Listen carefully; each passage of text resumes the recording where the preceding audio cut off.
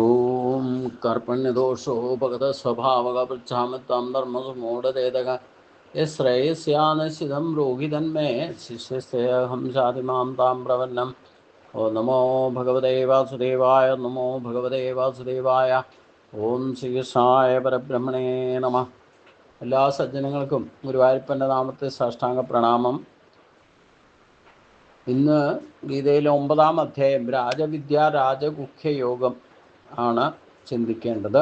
വിദ്യകളിൽ വെച്ച് രാജാവും രഹസ്യങ്ങളിൽ വെച്ച് രാജാവുമാണ് എന്ന് പറഞ്ഞാൽ ആ വിദ്യകളിൽ അത്യുത്കൃഷ്ടവും അത്യന്ത രഹസ്യവുമായിരിക്കുന്ന ജ്ഞാനത്തെ വിജ്ഞാനത്തോടുകൂടി പറഞ്ഞു തരാമെന്ന വാക്കുകളോടെയാണ് ഈ അധ്യായം ആരംഭിക്കുന്നത്.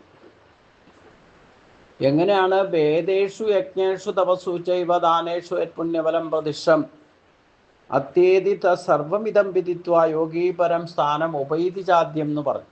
എങ്ങനെയാണ് ഈ വേദവൈദിക കർമ്മങ്ങളും പൂജാതി കർമ്മങ്ങളും ഈ ക്രിയായോഗത്തിൽ നിന്നും പരയായിട്ട്, അതായത് അതിനെ അതിക്രമിച്ചുകൊണ്ട് എങ്ങനെ ഈശ്വര സാക്ഷാത്കാരം നേടണം എന്ന് കഴിഞ്ഞ അധ്യായത്തിൽ പറഞ്ഞു. ഇതിനെയൊക്കെ അതിക്രമിക്കണം.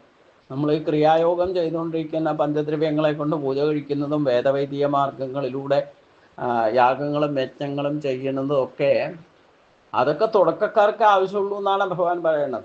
അതിനെ അതിക്രമിക്കണം എന്നാണ് കഴിഞ്ഞ അധ്യായത്തിൽ പറഞ്ഞത്. എങ്കിലേ ഈശ്വര സാക്ഷാത്കാരത്തിലേക്ക് എത്താൻ സാധിക്കും. കർമ്മങ്ങൾ ചെയ്തുകൊണ്ടിരിക്കുന്നിടത്തോളം കാലം ഈശ്വര സാക്ഷാത്കാരം സാധ്യമല്ല. കർമ്മം ചെയ്യുന്നത് എന്തിനാ? കർമ്മത്തെ ശുദ്ധി വരാൻ വേണ്ടിയിട്ട്. അത് ശുദ്ധി വന്നു കഴിഞ്ഞാൽ പിന്നെ അത് ഈശ്വര സാക്ഷാത്കാരത്തിലേക്ക് ഓട്ടോമാറ്റിക് എത്തിക്കൊള്ളും. പിന്നെ കർമ്മത്തിൻ്റെ ആവശ്യകതയില്ല. എല്ലാ കർമ്മങ്ങൾക്കും ദോഷമുണ്ട്. അതുകൊണ്ട് കർമ്മം ചെയ്തുകൊണ്ടിരിക്കുന്ന ഒരാൾക്കും സാക്ഷാത്കാരം സാധ്യമല്ല.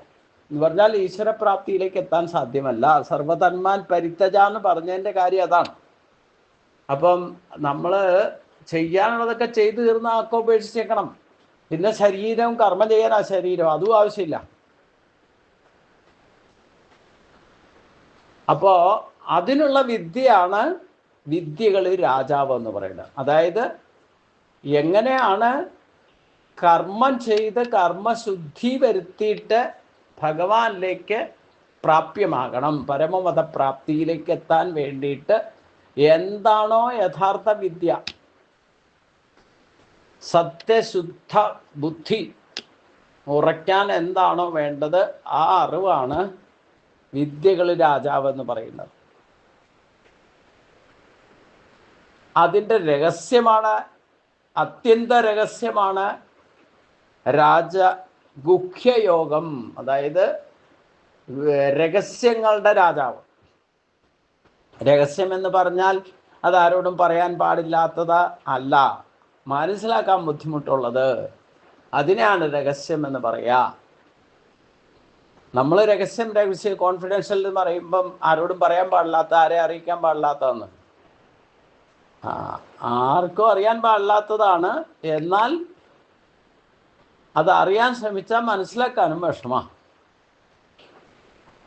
അതിനാണ് അത്യന്ത രഹസ്യം എന്ന് പറയാം. അപ്പം ആ ജ്ഞാനത്തെ, അതായത് വിദ്യകളിൽ വെച്ച് രാജാവും എന്താണോ അറിയേണ്ടത് 7-ാം അധ്യായത്തിൽ ഭഗവാൻ പറഞ്ഞു.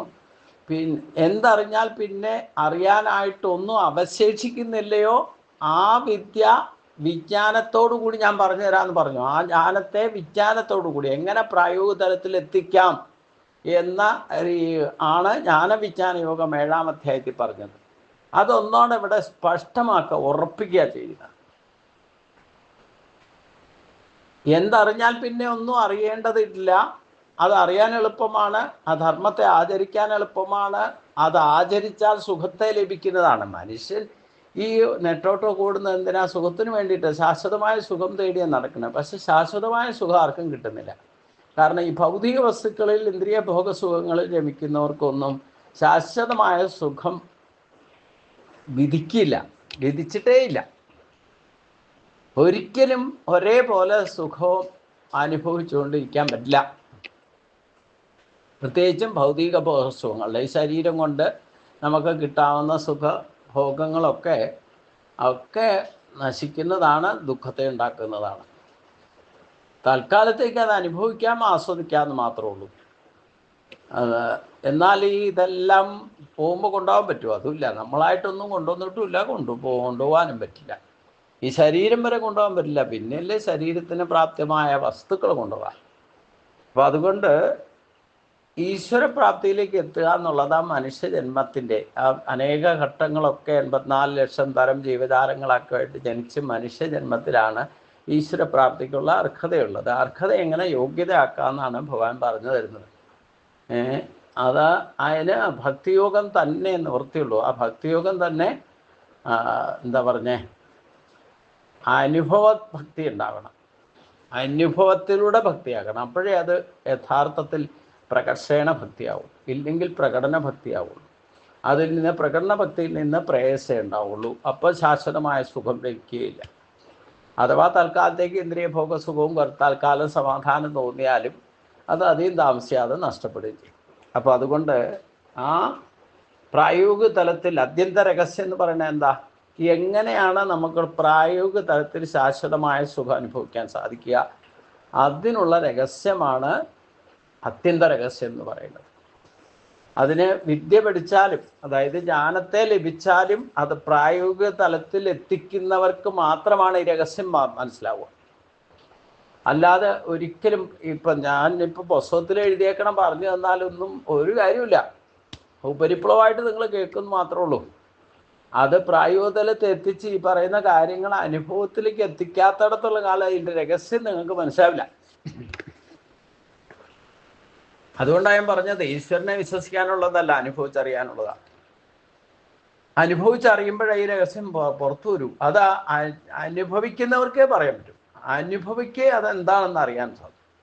മറ്റൊരാൾക്ക് അത് എക്സ്പ്ലെയിൻ ചെയ്ത് കൊടുക്കാൻ പറ്റാത്തത് എന്തോ അതിനെയാണ് അത്യന്ത രഹസ്യം എന്ന് പറയുന്നത്. എന്നാൽ അവരവർക്ക് ബോധ്യം വരികയും ചെയ്യും.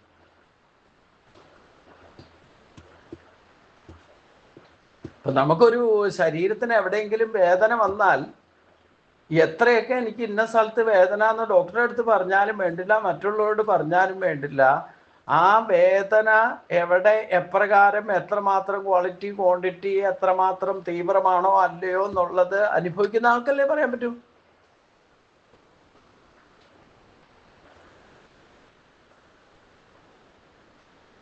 അതേപോലെ തന്നെയാണ് ആ സുഖവും. നമുക്ക് ഏത് സുഖമാണ്, ഏത് തരത്തിലാണ് അനുഭവിക്കുന്നത്, ആ സുഖം അനുഭവിക്കുമ്പോഴും അവരവർക്ക് ഉള്ള അനുഭവമാണ് ആ സുഖം. അത് എത്ര എക്സ്പ്ലെയിൻ ചെയ്താലും ആ സുഖത്തെ എക്സ്പ്ലെയിൻ ചെയ്യാൻ പറ്റില്ല. ആ സുഖമായിരുന്നു എന്ന് പറയാം, പക്ഷെ ആ സുഖം എങ്ങനെ അനുഭവിച്ചു എന്ന് പറയാൻ പറ്റുമോ? ഇല്ല. അതാണ് അതിൻ്റെ രഹസ്യം.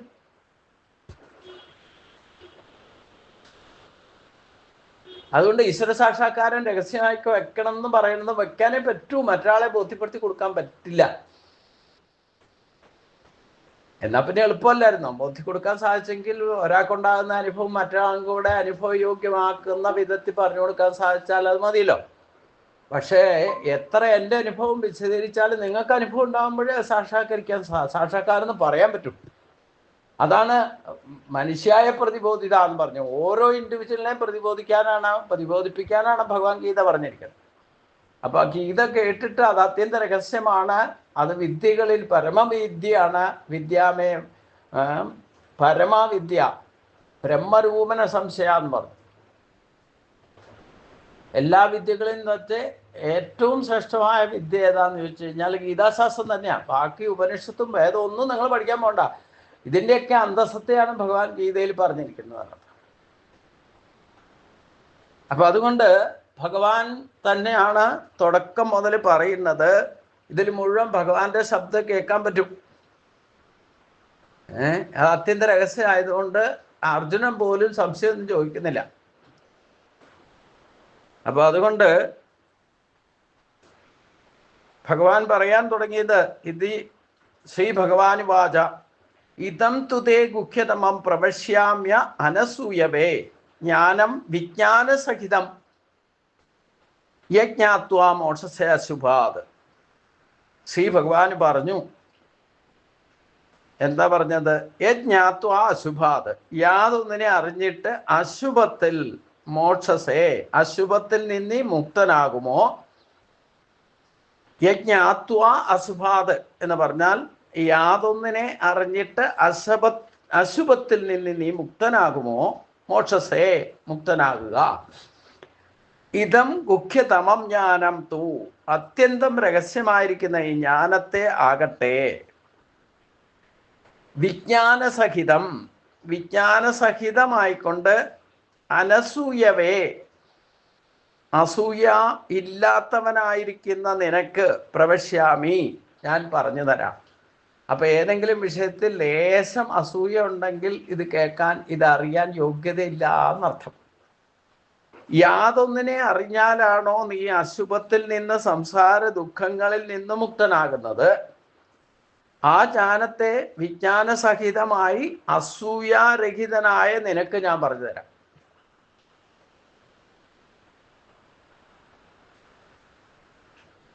അസൂയ ഏതൊക്കെ തരത്തിലാ വരിക? നമ്മൾ അനസൂയ ആകണം, അപ്പോഴേ ഈ പരമമായ ജ്ഞാനം അറിയാനുള്ള യോഗ്യതയാകൂ. അസൂയാരഹിതമായ മനസ്സുള്ളവനെ ഉത്തമ ജ്ഞാനലബ്ധിക്ക് അർഹനാകുകയുള്ളൂ എന്ന് സൂചന ശ്രദ്ധിക്കേണ്ടതാണ്.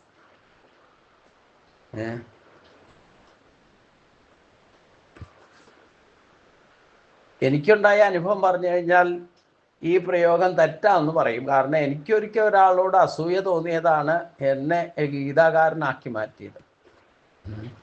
ഗുരുവായൂർ പോയിട്ട് എന്നും വേദം ചൊല്ലുന്ന ഒരാളെ കണ്ടിട്ട് എൻ്റെ മനസ്സിൽ എന്തൊരു ഭാഗ്യ, അത് അറിഞ്ഞോ അറിയാതെ ഒരു അസൂയാഭാവം എനിക്ക് തോന്നി, ഒരു ജലസ്യൊക്കെ തോന്നിയെന്നുണ്ട്.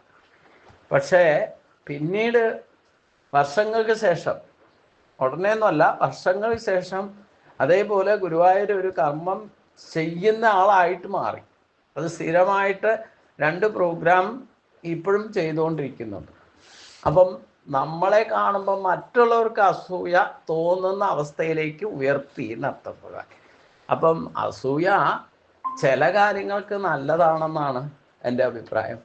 കാരണം നിങ്ങൾ പരമമായ ഒരു ജ്ഞാനിയെ, ഇല്ലെങ്കിൽ ജ്ഞാനം ഗീത പഠിച്ച ഒരാളെ കാണുമ്പം, ഗീത നന്നായിട്ട് അറിയാവുകയും ചൊല്ലുകയൊക്കെ ചെയ്യുന്ന ആളെ കാണുമ്പം നിങ്ങൾക്ക് ലേശം അസൂയ ഉണ്ടായാലും കുഴപ്പമില്ല, നിങ്ങൾ ഗീത പഠിക്കുന്ന ആളായിട്ട് മാറും. ഇതാണ് ശുഭസ്യ ശീക്രം എന്നോ ഇല്ലെങ്കിൽ എല്ലാം നല്ലതിനായിട്ട് കാണണം പറഞ്ഞു. നമ്മൾ ഈ അസൂയ എന്ന് പറയുന്നത് ഈ അസുരീ സമ്പത്തിന് വേണ്ടിയിട്ട് ഉള്ള അസൂയാണ് നമുക്ക് നാശം ഉണ്ടാക്കുക. അതായത് മറ്റുള്ളവർക്ക് ഐശ്വര്യവും സപ്രപഞ്ചത്തെ കഴിയുന്ന കാറും പത്രാസും ഒക്കെ കാണുമ്പോൾ, അവരെ കാണുമ്പോൾ ഒരു അസൂയ തോന്നുക, അത് അസുരീ സമ്പത്തിൻ്റെ മുകളിലുള്ള അവരുടെ നെകളിപ്പ് കാണുമ്പോൾ നമുക്ക് അസൂയ തോന്നും. ആ അസൂയാണ് ഇവിടെ അസൂയാരഹിതം എന്ന് പറഞ്ഞത്. അർജുനന് ഇത് പറഞ്ഞു കൊടുക്കാൻ തന്നെ അസൂയാരഹിതനായ നിന്നോട് പറഞ്ഞു തരാമെന്നാണ് പറഞ്ഞത്. അപ്പൊ അർജുനന് ഈ ഭൗതികമായ യാതൊരുവിധ അസൂയയും ഇല്ല. അതുകൊണ്ടാണ് അങ്ങനെ പറയാൻ തന്നെ ഭഗവാനോട് തോന്നിയതും അർജുനൻ. ആ കാംക്ഷേ വിജയം കൃഷ്ണ നജരാജ്യം സുഖാനുജ, എനിക്ക് ഭൗതികമായ ഭോഗസുഖങ്ങളൊന്നും വേണ്ട, വിജയവും വേണ്ട. അപ്പൊ വിജയിച്ചവരെ കണ്ട അസൂയ, വിജയിക്കുന്നവരെ കണ്ട, അല്ലെ വിജയത്തിൽ അസൂയ കൊള്ളുന്ന ഒരാൾക്ക് ഒരിക്കലും ഇങ്ങനെ പറയാൻ സാധിക്കില്ല. എനിക്ക് വേണ്ടാന്ന് പറയാൻ പറ്റില്ല. അതിലും കൂടുതൽ തരാനേ പറയുള്ളൂ. ഒരാൾക്ക് കിട്ടിയതിൻ്റെ ഇരട്ടി തരാനേ പറയും. കാരണം അസൂയുള്ളവർ അങ്ങനെ ആവശ്യപ്പെടുക. കാരണം മറ്റേ ആളെ ജയിക്കണം എന്നുണ്ടെങ്കിൽ, മറ്റവന് നമ്മളെ കണ്ടിട്ട് ജലസി ഉണ്ടാകണം എന്നുണ്ടെങ്കിൽ, അവനേക്കാൾ കൂടുതൽ പദവിയിൽ അല്ലെങ്കിൽ കൂടുതൽ സമ്പത്തോ അല്ലെങ്കിൽ അങ്ങനെയുള്ള ഐശ്വര്യങ്ങളോ നമുക്കുണ്ടാകണം. അത് ഭൗതികമായ വസ്തുക്കളിലുള്ള അസൂയാണെന്നർത്ഥം. ഇവിടെ ജ്ഞാനലബ്ധിക്ക് വേണ്ടിയിട്ട് അസൂയ ഉണ്ടായാൽ, ഉത്തമ ജ്ഞാനത്തിന് അവൻ കാലക്രമേണ ചിലപ്പോൾ ഉടനെ കിട്ടിക്കൊള്ളുന്നില്ല. പക്ഷേ ഭഗവാൻ ഇവിടെ പറയുന്ന അസൂയാരഹിതനായിരിക്കുന്ന അർജുന, നമുക്ക് ഒരു തരത്തിലും ഒരു അസൂയയും ഇല്ലാതിരിക്കുന്ന അവസ്ഥയിലാണ് ശരിക്കും ജ്ഞാനത്തിന് ലഭിക്കാനുള്ള യോഗ്യതയിലേക്ക് എത്തുക. അർഹത എല്ലാവർക്കും ഉണ്ട്. അസൂയ ഉള്ളവർക്കും ജ്ഞാനം നേടാനുള്ള അർഹതയൊക്കെ ഉണ്ട്. അർഹത ഒരിക്കലും യോഗ്യത അല്ലാന്ന് ഞാൻ പറഞ്ഞിട്ടുണ്ട്. യോഗ്യത അവരെ നേടണം. യോഗ്യൻ എപ്പോൾ ആകുന്നോ അപ്പോൾ അവന് ഈ ഭൗതികത്തിലുള്ള അല്ലെങ്കിൽ മറ്റുള്ളവരെ കണ്ടിട്ടുള്ള അസൂയ ഒരു തരത്തിലും ഉണ്ടാകില്ല എന്നർത്ഥം. ഒക്കെ ഭഗവാന്റെ ഇച്ഛയാണ്. അതുകൊണ്ടാണ് എപ്പോൾ കൃപ ലഭിക്കുന്നോ അവന് ജ്ഞാനലബ്ധി ലഭിക്കുന്ന അർത്ഥം. അപ്പോൾ അർജുനെ സംബന്ധിച്ചിടത്തോളം പാപരഹിതനാണ്, അതേപോലെ തന്നെ എന്താണ്, അസൂയാരഹിതനുമാണ്. ഈ അസൂയ ഉണ്ടായാലാണ് പാപിയായിട്ട് മാറും. എന്തെങ്കിലുമൊക്കെ പാപം ചെയ്യും. കാരണം മറ്റവൻ്റെ ഒപ്പം എത്താനോ അവനേക്കായി കൂടുതലോ ഉണ്ടാക്കാൻ വേണ്ടിയിട്ട് ശ്രമിക്കുമ്പം പല പ്രശ്നങ്ങളും അതിലുണ്ടാകാം. മറ്റുള്ളവരെ ചിലപ്പോൾ വേദനിപ്പിക്കും, അർഹതയില്ലാത്ത പിടിച്ചു പറിക്കും, അതിലൊക്കെ കർമ്മദോഷങ്ങളുണ്ടാകും. അപ്പം പാപരാഹിത്യം എന്ന് പറയുന്ന ഉണ്ടാകില്ല. അസൂയ കാരണം പാപം ചെയ്യാനിടവരും. അതുകൊണ്ടാണ് അസൂയാരഹിതനായ നിനക്ക് ഞാൻ പറഞ്ഞു തരാം എന്ന് പറയുന്നത്.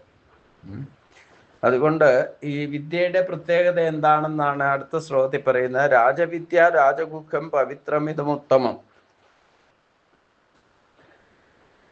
പ്രത്യക്ഷാഗമം ധർമ്മ്യം സുസുഖം കർത്തുമവ്യം. രാജവിദ്യ ഇതം രാജഗുഹ്യം. രാജവിദ്യ എന്ന ജ്ഞാനം അതീവ രഹസ്യവും ഉത്തമം പവിത്രം പ്രത്യക്ഷാവഗമം ഉത്തമ പരിശുദ്ധവും സ്പഷ്ടവുമായിട്ട് അറിയാവുന്നതും ധർമ്മ്യം ധർമ്മ അനുസാരവും കർത്തും സുസുഖം അനുഷ്ഠിക്കാൻ എളുപ്പം ഉള്ളതും നശിക്കാത്തതുമാകും.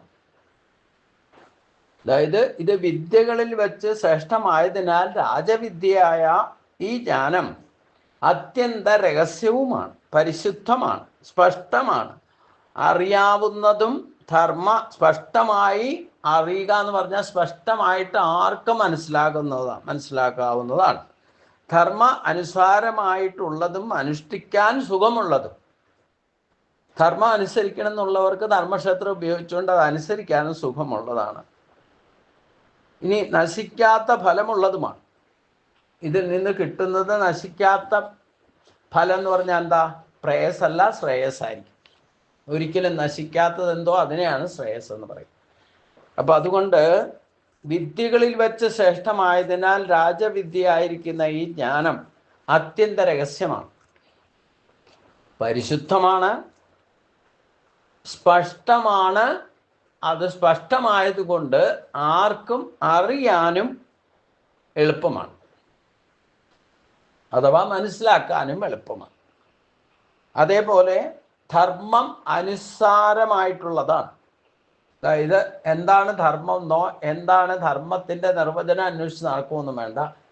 ഇത് ഭഗവാൻ പറഞ്ഞത് അനുസരിച്ചാൽ ആ ധർമാനുസരണമാവും.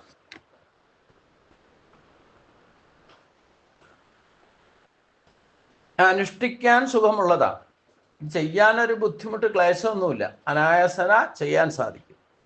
അതിൽ നിന്ന് കിട്ടുന്ന ഫലം നശിക്കാത്ത ഫലമുള്ളതാണ്. അതായത് ശ്രേയസ്സായിരിക്കും, പ്രേയസ്സല്ല എന്നർത്ഥം.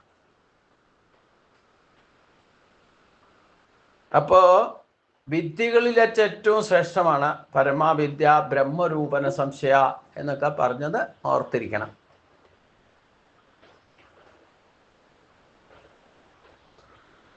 ഇനി ആ ശാസ്ത്രജ്ഞാനം കിട്ടിയിട്ട് അത് പ്രായോഗിക തലത്തിൽ എത്തിക്കുമ്പോഴാണ് അതിൻ്റെ അത്യന്ത രഹസ്യം അറിയുക. ആ രഹസ്യം അറിഞ്ഞാൽ അത് പരിശുദ്ധമാണ്, സത്യമാണ്, സ്പഷ്ടമാണ്. അത് ഓർത്തിരിക്കാനും അറിയാനും ഒക്കെ എളുപ്പമാണ്. നമ്മുടെ ശരീരം കൊണ്ട് തന്നെ ആ ധർമ്മത്തെ യഥാവിധി അനുസരിക്കാനും എളുപ്പമാണ്. അനുസരിച്ചാൽ അതിൽ നിന്ന് സുഖവും ലഭിക്കുന്നതാണ്. വെറുതെയുള്ള സുഖമല്ല, നശിക്കാത്ത ഫലസിദ്ധി, അത് ശ്രേയസ് കിട്ടുന്ന അർത്ഥം. അപ്പോൾ നമ്മൾ എന്ത് ചിന്തിക്കുന്നതും പറയുന്നതും പ്രവർത്തിക്കുന്നതും ഒക്കെ ഈ വിദ്യ ഉപയോഗിച്ചുകൊണ്ടായിരിക്കണം. അങ്ങനെയാണെങ്കിൽ അതിൽ നിന്ന് നമുക്ക് അത്യന്ത രഹസ്യമായിരിക്കുന്ന ആ അനുഭവജ്ഞാനം ലഭിക്കും. അതൊരിക്കലും നശിക്കാത്തതായിരിക്കും, അതൊരിക്കലും നശിക്കാത്ത സുഖത്തെ നൽകുന്നതുമായിരിക്കും. അതെല്ലായ്പ്പോഴും ഫലത്തെ കൊടുക്കുന്നതുമായിരിക്കും. ഇനി അഥവാ അതനുസരിക്കുന്നതിൽ അശ്രദ്ധദാന പുരുഷ ധർമ്മസ്യാസ്യ പരന്തപ അപ്രാപ്യമാ നിവർത്തന്തേ മൃത്യു സംസാര വക്മനി. അശ്രദ്ധദാന പുരുഷ ധർമ്മസ്യാസ്യ പരന്തപ അപ്രാപ്യമാം നിവർത്തന്തേ മൃത്യു സംസാര വക്മനി. പരന്തപ അസ്യ ധർമ്മസ്യ, ഹേ അർജുന, ഈ ധർമ്മത്തെ അശ്രദ്ധദാന പുരുഷ, ശ്രദ്ധിക്കാത്തവരായിരിക്കുന്ന പുരുഷന്മാർ എന്ന് പറഞ്ഞാൽ മനുഷ്യര്. പുരുഷന്മാർ എന്ന് പറഞ്ഞാൽ ഈ ജീവനെ പുരുഷൻ എന്ന ആത്മഭാവത്തെ പുരുഷൻ എന്ന് തന്നെയാണ് പറയുക. അത് സ്ത്രീയിലിരുന്നാലും പുരുഷൻ തന്നെയാണ് ആത്മാവ്. അപ്പൊ പുരുഷന്മാർ എന്ന് പറഞ്ഞു കഴിഞ്ഞാൽ കേവല ആണുങ്ങൾ മാത്രമാണോ? മനുഷ്യജന്മം കിട്ടിയിട്ടുള്ളവരെല്ലാം സ്ത്രീയോ പുരുഷനോ ബ്രാഹ്മണനോ ക്ഷത്രിയനോ ഒക്കെ ആയാലും വേണ്ടില്ല, അവരെല്ലാം പുരുഷന്മാരെന്നർത്ഥം. പുരുഷൻ അതായത് പുരു, ആ ഈശ്വരന്റെ ശക്തിയെ ധരിച്ചിരിക്കുന്നവർ എന്നർത്ഥേ ഉള്ളൂ പുരുഷന്മാർ എന്ന് പറഞ്ഞാൽ. ഇവിടെ അങ്ങനെയുള്ള മനുഷ്യരെല്ലാവരും ശ്രദ്ധിക്കാത്തവരായ, ഭഗവാൻ പറയുന്ന കാര്യങ്ങൾ ശ്രദ്ധിക്കാത്തവരായിരിക്കുന്ന മനുഷ്യർ എന്ന് വേണമെങ്കിൽ നമുക്ക് പറയാം. മാം അപ്രാപ്യ, എന്നെ പ്രാപിക്കാത്തവരായിട്ട്, മൃത്യു സംസാരവക്മനി, അവർ ജനന മരണരൂപമായിരിക്കുന്ന സംസാര മാർഗത്തിൽ പ്രവർത്തിക്കുന്നു, വർത്തിക്കുന്നു എന്ന് മാത്രമല്ല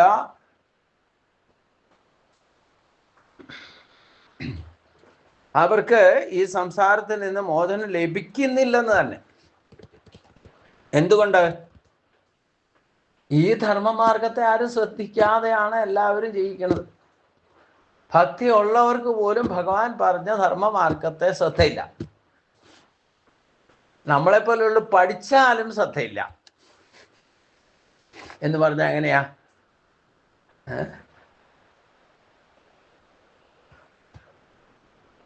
നമ്മൾ പറയണത് നമ്മൾ കേൾക്കണ്ടേ? കേൾക്കണ്ടേന്ന് പറഞ്ഞു കഴിഞ്ഞാൽ വെറുതെ ചെവി കൊണ്ട് കേട്ടാൽ പോരാ, അത് പ്രായോഗിക തലത്തിൽ കൊണ്ടുവരണം. നമ്മൾ പറയുന്നത് നമ്മൾ തന്നെ കേൾക്കും, ചെവി കൊണ്ട് കേൾക്കും, പക്ഷെ പ്രവൃത്തിയിൽ കൊണ്ടുവരില്ല. അത് എന്തുകൊണ്ടാ? അശ്രദ്ധ. അശ്രദ്ധ എന്ന് പറഞ്ഞാൽ എങ്ങനെയൊക്കെ വരിക? നമ്മൾ ബാക്കിയുള്ള കാര്യങ്ങളിൽ ശ്രദ്ധ വെച്ചാൽ പരമമായതിനെ മനസ്സിലാക്കാൻ അത്യന്ത രഹസ്യമായിരിക്കുന്നത് ഈ ജ്ഞാനത്തെ പ്രായോഗിക തലത്തിൽ എത്തിക്കാതെ അതിൻ്റെ രഹസ്യം മനസ്സിലാവില്ല. ഇപ്പൊ ദിവസം അമ്പലത്തിൽ പോകുന്ന ഒരാള് ഇന്ന് ഭയങ്കര മഴയാ, പോകാൻ ഇറങ്ങിയപ്പോൾ ഭയങ്കര മഴ. ആ വ്യക്തി സാധാരണഗതിയിൽ എന്താ ചെയ്യുക? അമ്പലത്തിൽ പോക്ക് വേണ്ട വയ്ക്കും.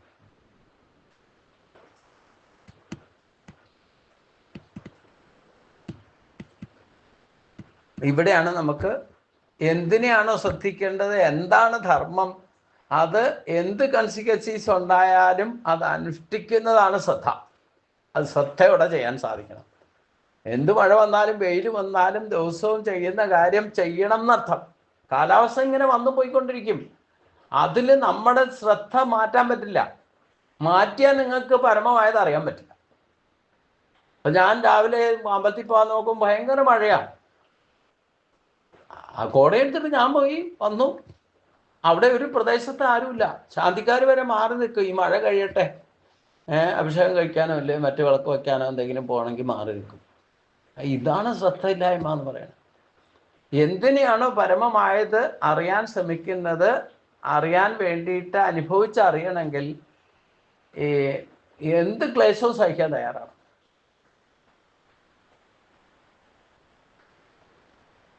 എത്ര പേരാ സ്ഥിരമായിട്ട് വരുന്നവര് ഭയങ്കര മഴയാന്ന് പറഞ്ഞിട്ട് വരാതിരിക്കുക അല്ലേ? നമ്മളിപ്പോ ഓൺലൈൻ സംഘടിപ്പിച്ചാൽ പോലും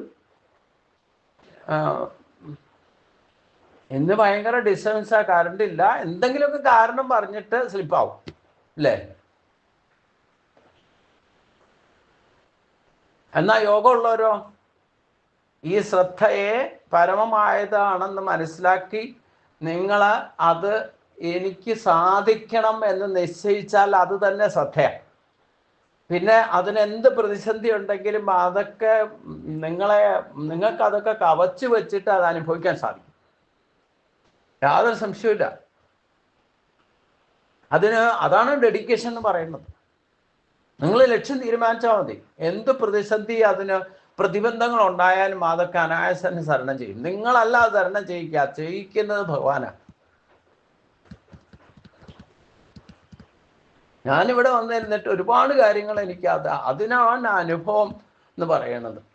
ഈ അനുഭവം നമുക്ക് ഇൻഡിവിജ്വലി ഉണ്ടാക്കാൻ വേണ്ടിയിട്ട്, നമ്മളിപ്പോൾ കുടുംബത്തിലാണെങ്കിൽ നമുക്ക്, ഇല്ലെങ്കിൽ മറ്റ് ഏതെങ്കിലും സാഹചര്യത്തിലാണ്, മറ്റാരുടെയെങ്കിലും കൂടെയൊക്കെയാണ് പോയിരിക്കുന്നുണ്ടെങ്കിൽ നമുക്ക് ഈ ലക്ഷ്യം തീരുമാനിക്കാൻ മറ്റുള്ളവർ പറയണം കൂടെ കേൾക്കേണ്ടതായിട്ട്. ഒറ്റയ്ക്കാകുമ്പോൾ പിന്നെ തീരുമാനം നമുക്ക് യാതൊന്നുമില്ലല്ലോ. തീരുമാനം എടുക്കാൻ ചെയ്യുക, അത്രേ ഉള്ളൂ. എന്തുദ്ദേശിച്ചിട്ടുണ്ടോ അതൊക്കെ നടന്നിട്ടുണ്ട്. എന്തുദ്ദേശിച്ചിട്ടുണ്ടോ ചിലപ്പോൾ അങ്ങോട്ടും ഇങ്ങോട്ടും ഒന്ന് സ്ലിപ്പാകുമ്പോൾ ലേശം ഇന്നെന്നുള്ളത് നാളെ നിന്നായിരിക്കും. എന്നാലും നമ്മൾ ലക്ഷ്യം തീരുമാനിച്ചാലോ അത് ചെയ്തിരിക്കും. മറ്റുള്ളവരുടെ എന്തെങ്കിലും അഭിപ്രായം അത് ചെയ്യാം, അതൊന്ന് ഇനി ദിവസം ഉണ്ടല്ലോ നമുക്ക് ചെയ്യാമെന്ന് പറയും. ആ പറയുന്ന വ്യക്തിയൊന്നും പിന്നെ അതും ഇവിടുന്ന് വിട്ടാൽ മറന്നുപോയേ. മറന്നുപോണേ എന്തുകൊണ്ട് അശ്രദ്ധയില്ല.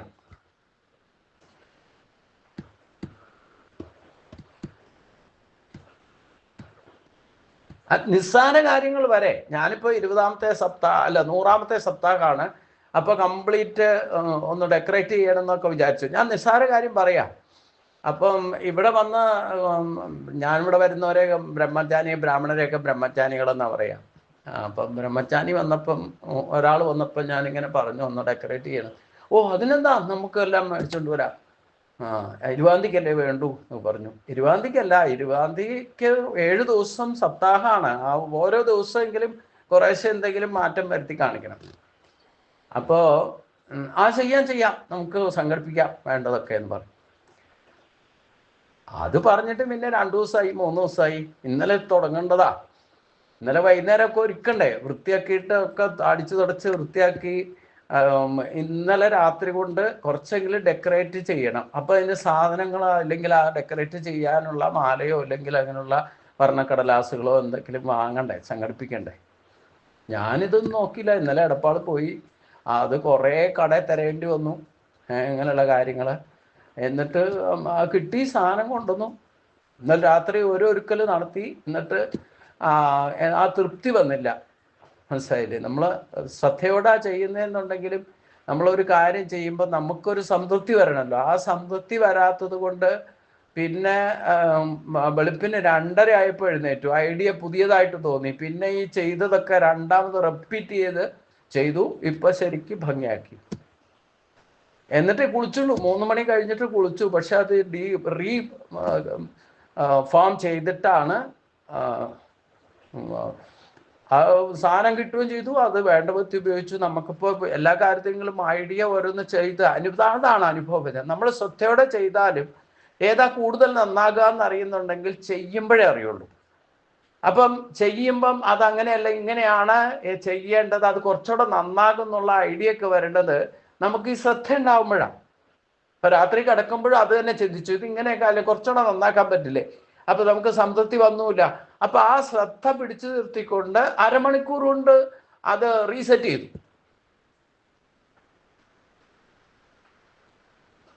ഇങ്ങനെ എല്ലാ കാര്യത്തിലും നമുക്ക് ശ്രദ്ധയില്ലാതെ എന്ത് ചെയ്താലും അത് ഇഹത്തിലും പരത്തിലും പ്രയോജനപ്പെടില്ല എന്നർത്ഥം. അപ്പോൾ നിസ്സാര കാര്യങ്ങൾ നമ്മൾ കൂട്ടുപിടിച്ചാൽ നടക്കില്ല. 10 പേര് കൂടെ ചോദിച്ചാൽ നമുക്ക് ഇതുപോലെ ഡിസിഷൻ എടുത്തിട്ട് പ്രവർത്തിയിൽ കൊണ്ടുവരാൻ സാധ്യത. കാരണം നമ്മൾ വഴുതി പോകാൻ ഇടവരും മറ്റുള്ളവരുടെ അഭിപ്രായം കേട്ടിട്ട്. ഞാനിപ്പോൾ മറ്റേ ആൾ കൊണ്ടുവരുമെന്ന് പറഞ്ഞ് കാത്തിരുന്നാൽ നടക്കുമോ? ഇന്നിപ്പോൾ 1ാമത്തെ ദിവസം കഴിഞ്ഞു. ഇനി കുറച്ചുകൂടെ സാധനം കൊണ്ടുവന്ന് ഡെക്കറേറ്റ് ചെയ്യണം. അത് കുറേശ്ശെ നമ്മൾ തുടക്കം ശ്രീകോവിൽ ഒരുങ്ങി അത് സംശയം. അപ്പൊ ഇങ്ങനെ നമ്മൾ എന്ത് കാര്യത്തിലും നമ്മൾ ശ്രദ്ധ എന്ന് പറഞ്ഞാൽ, ഞാനിപ്പോൾ ഒരിടത്ത് ഒരു ഇല്ലത്ത് സപ്താഹത്തിന് പോയിട്ടേ അവര് പന്തലുകാരെ വിളിച്ചു വരുത്തി പന്തലിട്ടിട്ട് നേരെ തലതിരിച്ച് പന്തലിട്ടുമായിരുന്നു. തലതിരിച്ചെന്ന് പറഞ്ഞാൽ എവിടെയാണോ വേണ്ടത് അവിടെയല്ല ഇട്ടത്. ഞാനാ പന്തലും സ്റ്റേജും ഒക്കെ അഴിച്ചിട്ട് രണ്ടാമതിട്ടു. വൈകുന്നേരം മഹാത്മ്യം വായിക്കുന്ന സമയമാകുമ്പോഴത്തേക്കും റീസെറ്റ് ചെയ്തു. അത് എന്താ, നിസ്സാര കാര്യങ്ങളിൽ പോലും നമുക്ക് അനുഭവ പരിചയത്തിൽ നിന്ന് ശ്രദ്ധയുണ്ടായാൽ അത് അങ്ങനെയാണ് ഇങ്ങനെയാണ്, എന്താണ് കൂടുതൽ നന്നാകുക എന്നുള്ളത് നമുക്ക് കണ്ടെത്തിയിട്ട് ചെയ്യാൻ സാധിക്കുക. ഇതാണ് ഏറ്റവും വലിയ ഭക്തിയുടെ ഈ പറഞ്ഞ അത്യന്ത രഹസ്യം എന്ന് പറയുന്നത്. ഇത് അനുഭവത്തിലൂടെ അല്ലാതെ പഠിക്കുന്ന പ്രശ്നമില്ല. അതിന് അനുഭവം ഉണ്ടാകാൻ വേണം, എല്ലാ ജോലിയും ചെയ്യണം, എന്നാലേ അനുഭവം ഉണ്ടാവുള്ളൂ. അതാണ് ഭഗവാൻ പറഞ്ഞത്, ഈ അധ്യായത്തിൽ തന്നെ പറയുന്നുണ്ട്. നിങ്ങൾ എന്ത് ചിന്തിച്ചാലും, എന്ത് പറഞ്ഞാലും, എന്ത് പ്രവർത്തിച്ചാലും എനിക്കായിക്കുള്ള സമർപ്പണമായി ചെയ്യൂ, നിങ്ങൾ സന്തുഷ്ടരായിട്ടിരിക്കും. അതിൽ മാത്രമേ നമുക്ക് സ്ഥിരമായ ആനന്ദം, സന്തോഷം അനുഭവിക്കാൻ സാധിക്കൂ. ഈശ്വര ഇച്ഛ അനുസരിച്ച് പ്രവർത്തിക്കാൻ നമ്മൾ തയ്യാറാകണം. അത് ചിലപ്പോൾ ഈശ്വര ഇച്ഛ എന്താണെന്ന് നമ്മൾ കണ്ടെത്തേണ്ടിയും വരും. അത് അനുഭവത്തിലൂടെ കണ്ടെത്തണം. അപ്പൊ ഇച്ഛ അനുസരിച്ചുകൊണ്ട് പ്രവർത്തിക്കാൻ സാധിക്കും എന്നർത്ഥം. അതിന്റെ പ്രത്യക്ഷ ഫലം എന്താ? ആ വേദിയിൽ മാത്രമല്ല, മഠത്തിലും ഗുരുവായൂരപ്പൻ പ്രത്യക്ഷമായിട്ട് ഞാൻ കാണുക. ഇവിടെ ചതുർബാഹു രൂപത്തില്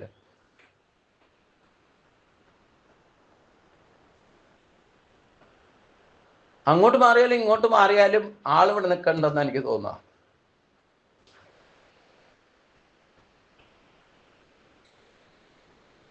ഇത് രഹസ്യ. ഇപ്പൊ ഞാൻ കണ്ട കാര്യം നിങ്ങൾക്ക് എങ്ങനെ വെളിപ്പെടുത്തി തരാ? ഇത് അത്യന്ത രഹസ്യ, അവരവർക്ക് ബോധ്യം വരുന്ന കാര്യമാണ്. നിങ്ങളോട് പറഞ്ഞു കഴിഞ്ഞാൽ നിങ്ങൾക്ക് തോന്നും ആ തിരുമേനിയുടെ തോന്നലാന്ന് പറയും. ഈ തോന്നൽ മാറ്റാൻ പറ്റുമോ? എനിക്ക് തോന്നലാന്ന് നിങ്ങൾക്ക് ഉണ്ടാകുന്ന തോന്നലിനെ എനിക്ക് മാറ്റാൻ പറ്റുമോ? എനിക്കുണ്ടായ തോന്നൽ നിങ്ങൾക്കും മാറ്റാൻ പറ്റില്ല, നിങ്ങൾക്കുണ്ടാകുന്ന തോന്നലുകളെ നിങ്ങൾക്കും മാറ്റാൻ പാടില്ല. ഇതാണ് ഭക്തിയുടെ ഏറ്റവും വലിയ രഹസ്യം. ഇതാണ് അനുഭവം എന്ന് പറയുന്നത്. അത് അനുഭവിച്ച് ഈശ്വര ശക്തിയുടെ രഹസ്യത്തെ, അത്യന്ത രഹസ്യമായിരിക്കുന്ന ആ കാര്യം നിങ്ങൾ അനുഭവിച്ചറിഞ്ഞാൽ അത് മറ്റൊരാൾക്ക് മനസ്സിലാക്കി കൊടുക്കാൻ സാധ്യല്ല. അതിനെയാണ് രഹസ്യം എന്ന് പറയുക. അതാണ് അത്യന്ത രഹസ്യം എന്ന് പറയുക. നിങ്ങൾക്ക് മാത്രം ബോധ്യം വരുന്നതാണ്. ഇപ്പൊ കഴിഞ്ഞ ദിവസം നാരായണത്തിന് വന്നവരോട് ഞാൻ പറഞ്ഞു, നിങ്ങൾ ഗുരുവായൂരപ്പൻ ആരാന്ന് അന്വേഷിച്ച് നടക്കുകയല്ലേ, ഗുരുവായൂരപ്പൻ ആരാ? അപ്പം ചിലർ പറഞ്ഞു അവിടെ ഗുരുവുമായും കൂടെ ചേർന്നിട്ട് ഉണ്ടാക്കിയ ക്ഷേത്രമാണ്, പ്രതിഷ്ഠ നടത്തി. ഞാൻ പറഞ്ഞു എനിക്ക് ഈ ഐതിഹ്യമൊന്നും കേൾക്കണ്ട, ഇത് എത്ര കാലമായി കേൾക്കാൻ തുടങ്ങിയിട്ട് എഴുതി വെച്ചിട്ടുണ്ട് ഐതിഹ്യം. ഇതൊന്നുമല്ല യഥാർത്ഥത്തിൽ രഹസ്യം. ഗുരു എന്ന് പറയുന്നത് നിങ്ങളുടെ പ്രാണനാണ്, നിങ്ങളുടെ ശരീരത്തിരിക്കുന്നതാണ്. അതാണ് പ്രഥമ ഗുരു. അതല്ലാതെ ഒരു ഗുരു ഈ പ്രപഞ്ചത്തിൽ ഇല്ല. നിങ്ങളിൽ ഒഴിക്കുന്ന പ്രാണൻ തന്നെയാണ് നിങ്ങളുടെ ഗുരു. അത് എങ്ങനെ തിരിച്ചറിയാ? നമ്മൾ എടുക്കുന്ന ശ്വാസപ്രശ്വാസത്തിലൂടെയാണ് ആ പ്രാണൻ നമ്മുടെ ശരീരമാകുന്ന ഊരിൽ നിൽക്കുന്നത്. ആ ശരീരത്തിന്റെ അധികാരി നമ്മളല്ലാതെ വേറെ ആരാ?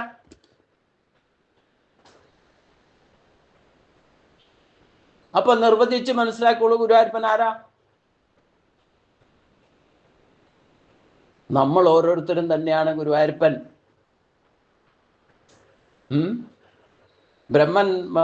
ബ്രഹ്മപ്രജാപതി സൃഷ്ടികർത്താവ് തന്നെ ഭഗവാന്റെ കൂടെയുള്ളവരെ മുഴുവൻ മോഷ്ടിച്ചു കൊണ്ടുപോയിട്ട് മറിച്ചു. ഒരു നിമിഷത്തേക്ക് മറിച്ചുള്ളൂ. ബ്രഹ്മാവിന്റെ ഒരു നിമിഷം എന്ന് പറയുന്നത് ഒരു വർഷമാണ്. നമ്മുടെ ഒരു നിമിഷത്തേക്ക് ബ്രഹ്മാവൊന്ന് മറിച്ചു ഇല്ലേ? ഭഗവാൻ എന്താ ചെയ്തത്? ഇത് ബ്രഹ്മാവിന്റെ കളിയാന്ന് മനസ്സിലായി ആരെ കൊണ്ടുപോയി ഒളിപ്പിച്ചു, അവരുടെയൊക്കെ പ്രതിരൂപമായിട്ട് അങ്ങ് മാറി അല്ലേ? അത് മാത്രമൊന്നുമല്ല, അതൊരു കഥയിൽ പറഞ്ഞതാ. നമ്മളെല്ലാം ഗുരുവായൂരപ്പന്റെ പ്രതിരൂപങ്ങൾ തന്നെയാണ്. പക്ഷെ ഇത് അത്യന്ത രഹസ്യം, അവരവർക്ക് ബോധ്യം വരുത്തേണ്ടതാണ്. ഒരു കാരണവശാലും ഞാൻ ഗുരുവായൂരപ്പനാന്ന് പറഞ്ഞ് നിങ്ങൾ പുറത്തിറങ്ങിയിട്ട് പറഞ്ഞുകൊണ്ട് നടന്നേക്കരുത്. അത് പ്രശ്നമാവും. എന്തിനാണ് രഹസ്യം? മറ്റൊരാൾക്ക് മനസ്സിലാക്കാൻ പറ്റില്ല. എന്താണോ മനസ്സിലാക്കുക, നിങ്ങൾ ഗുരുവായൂരപ്പനാണെന്ന് നിങ്ങൾക്ക് ബോധ്യം വന്നാൽ അത് മതി. മറ്റൊരാളെ ബോധിപ്പിക്കാൻ ശ്രമിച്ചാൽ അത് ഒരിക്കലും ഡിസ്ക്ലോസ് ചെയ്യാൻ പറ്റില്ല. എന്താണോ ഡിസ്ക്ലോസ് ചെയ്യാൻ പറ്റാത്തത് അതാണ് അത്യന്ത രഹസ്യം. അത് ശ്രദ്ധയുള്ളവനെ ലഭിക്കൂ, അസൂയരഹിതനെ കിട്ടൂ, പാപരഹിതനെ കിട്ടൂ.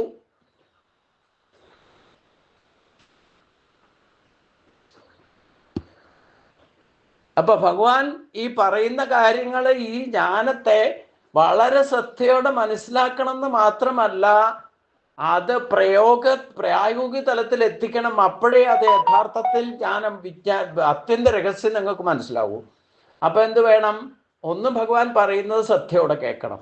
അത് കേൾക്കാൻ സുഖമുള്ളതാണ്, അനുസരിക്കാൻ സുഖമുള്ളതാണ്, അനുസരിച്ചാൽ ശാശ്വതമായ സുഖത്തെ ലഭിക്കുന്നതുമാണെന്ന് പറഞ്ഞു. ഇതിൽ കൂടുതൽ എന്താ ക്ലാരിഫൈ ചെയ്യുക ഭഗവാൻ? ഭഗവാൻ പറയുന്ന കാര്യങ്ങള് ജ്ഞാനമാണ്. ആ ജ്ഞാനത്തെ പ്രായോഗിക തലത്തിൽ എങ്ങനെ പ്രയോഗിക്കാൻ സാധിക്കുമെന്ന് ഭഗവാൻ പറയുന്നുണ്ട്. അപ്പം അത് അറിയാൻ എളുപ്പമാണ്, അറിഞ്ഞാൽ അനുസരിക്കാൻ എളുപ്പമാണ്, അനുസരിച്ചാൽ അതിൽ നിന്ന് കിട്ടുന്ന ഫലം ശാശ്വതമായ സുഖമാണ്.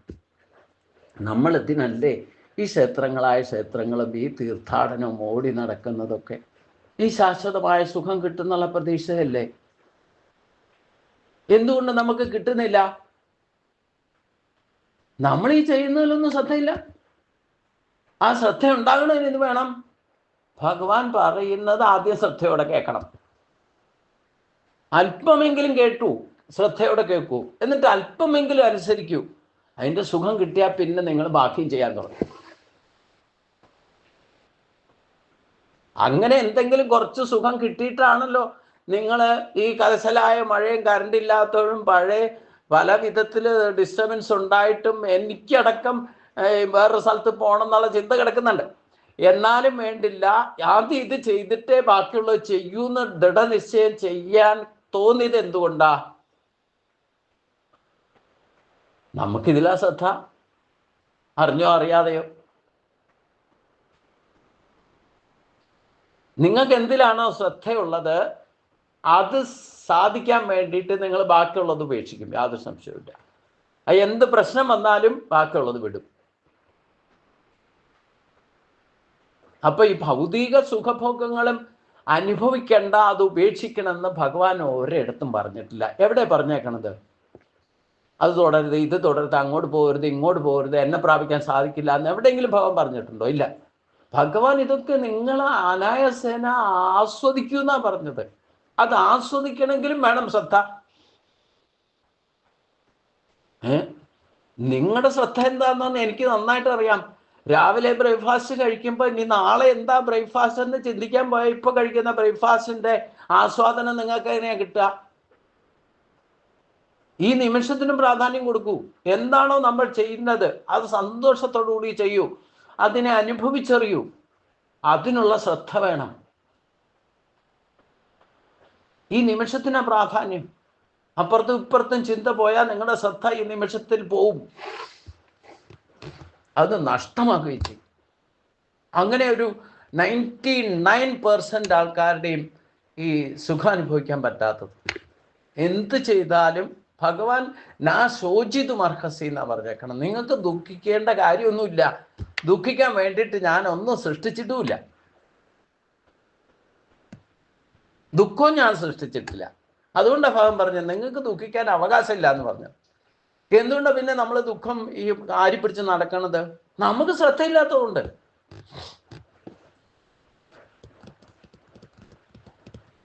നമ്മൾ ചെയ്യുന്ന കാര്യങ്ങളിലും നമ്മൾ അനുഭവിക്കുന്ന കാര്യങ്ങളിലും ശ്രദ്ധയില്ലാത്തത് കൊണ്ടാണ് നമ്മൾ എന്തിനെങ്കിലും ഡിപ്പെൻഡ് ചെയ്തിട്ടാണ് നിൽക്കുന്നത്. അതാ പ്രശ്നം. കറണ്ട് പോയാൽ ടെൻഷൻ, നെറ്റ് പോയാൽ ടെൻഷൻ, ഇരുട്ടായ ടെൻഷൻ, മഴ പെയ്ത ടെൻഷൻ, ലിമിറ്റ് കൂടുതൽ ചൂടായ ടെൻഷൻ. എന്തിനാ ടെൻഷൻ ഇല്ല? ഒരു ടെൻഷനും ഇല്ല എന്ന് പറഞ്ഞിട്ട് ഒരു ടെൻഷനും ഇല്ല എന്ന് പറഞ്ഞിട്ട് അത് ടെൻഷനാവുക അല്ലേ?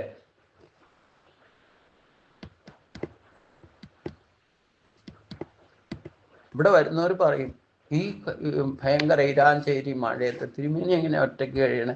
പേടിയാവില്ലേ?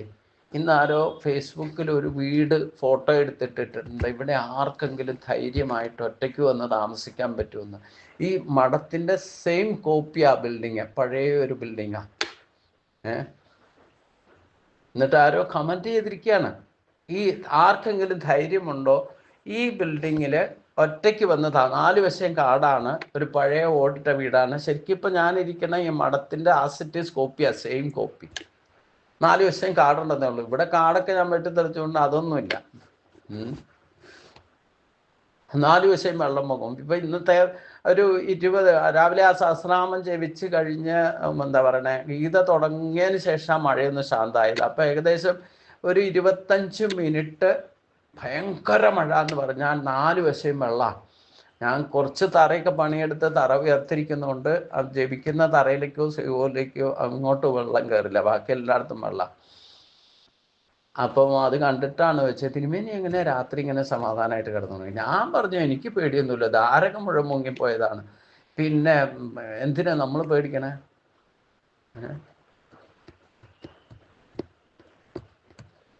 ഗീത പഠിച്ച് ആ ശ്രദ്ധ എന്തിലാണ് നമുക്ക് ശ്രദ്ധ? അവിടെയാണ്. നമ്മൾ പേടിയിൽ ശ്രദ്ധ വന്നാലോ പിന്നെ തൊട്ടനും പിടിച്ചതൊക്കെ പേടിയാണ് അല്ലേ? നമ്മളെ എന്താ ശ്രദ്ധ എന്ന് പറയുന്നത്? ഭയത്തിലാണ് നമ്മുടെ ശ്രദ്ധ എന്നുണ്ടെങ്കിൽ പിന്നെ തൊട്ടതും കാണുന്നതും പിടിക്കുന്നതും തൊട്ടുന്നതും സംശയവും പേടി അത് തന്നെ. അതാണ് നെഗറ്റീവ്. എപ്പോഴും എന്തിനേയും പോസിറ്റീവായിട്ട് കാണാൻ ഗീത ഉപദേശത്തിൽ ഭഗവാൻ പറയുന്നത്. Be positive. കറണ്ടില്ലേ? കറണ്ടില്ല, അതിനെന്താ ടെൻഷൻ? മഴ പെയ്യണം, പെയ്യട്ടെ. കാറ്റടിക്കണം, കാറ്റടിക്കട്ടെ.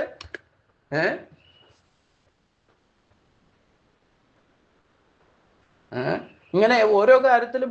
അതെ, നമ്മളിപ്പോൾ ഞാൻ ഇന്ന് ചപ്പാത്തി ഉണ്ടാക്കണ്ടെന്ന് വെച്ചാൽ ഒരു 10 ചപ്പാത്തി മേടിച്ചുകൊണ്ട് വെച്ചു. ഒരു പൂച്ച വന്നിട്ട് അത് മുഴുവൻ കടിച്ച് നിവർക്കി ഇവിടെ നിരത്തിയിട്ടിട്ട് പോയി. അത് തിന്നൂല്ല. പൂച്ചയ്ക്ക് അതിലാ ശ്രദ്ധ. എന്താ ഇപ്പം ചെയ്യാ? എന്നാൽ അത് തിന്നൂല്ല. ഇതാണ് ഇഹത്തിലും പരത്തിലും പ്രയോജനമില്ലാതെ ചില കർമ്മം ഈ പൂച്ചകളും മറ്റു മൃഗങ്ങൾ പോലും ചെയ്യും. എന്നാൽ അത് തിന്നെങ്കിൽ സമാധാനമുണ്ട്, അത് തിന്നൂന്നെങ്കിലും ഉണ്ട്.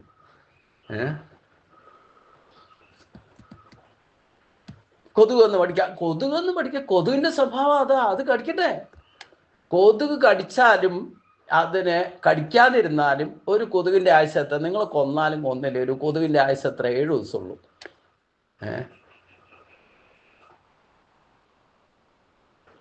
ഓരോരുത്തരും ഓരോരുടെ സ്വഭാവം. ഈ സ്വഭാവം മാറ്റാൻ പറ്റില്ലല്ലോ.